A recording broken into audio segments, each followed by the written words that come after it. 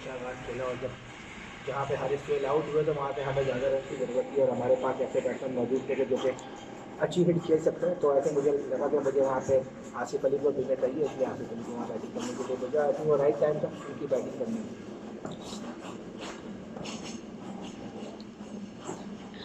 सरफराज, बड़ा important match था ODI series से पहले, और वर्ल्ड कप भी आ रहा है, और आप इतने लकी हैं कि इसी मुल्क में वर्ल्ड कप हो रहा है और उसी मुल्क की टीम के साथ आप खेल रहे हैं। ये एक प्रैक्टिस से भी बड़ी चीज़ है।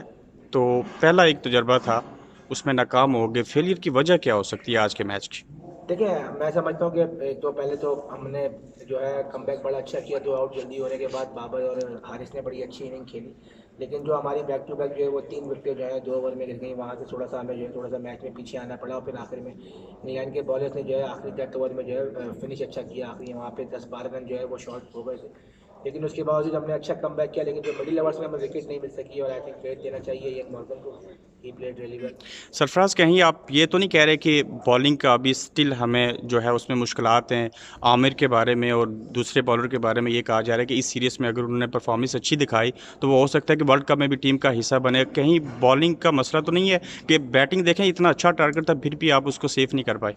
नहीं देखें, ऐसी बात नहीं कि बॉलिंग का कोई मसला हो। जहाँ तक रही बात आमिर की, तो देखें आज अगर आप देखें तो शाहीन और हसनैन जो है वो पहली बार जो है वो इंग्लैंड में खेल रहे हैं। ठीक है, शाहीन अभी 1 साल से टीम के साथ है, लेकिन इन दोनों के लिए अच्छा लर्निंग प्रोसेस है कि इस जैसी कंडीशन में इंग्लैंड में जो है जहाँ पे बड़ी अच्छी पिचेज जो है बॉलिंग को बैटिंग को सपोर्ट करती है, तो आई थिंक दोनों के लिए लर्निंग प्रोसेस है। और जहाँ तक रही आमिर की बात, तो बिल्कुल आमिर के पास अपॉर्चुनिटी है, इंशाल्लाह उनको अपॉर्चुनिटी मिलेगी वनडे में, तो वो अच्छा करके टीम में वो अपनी जगह बना सकते हैं।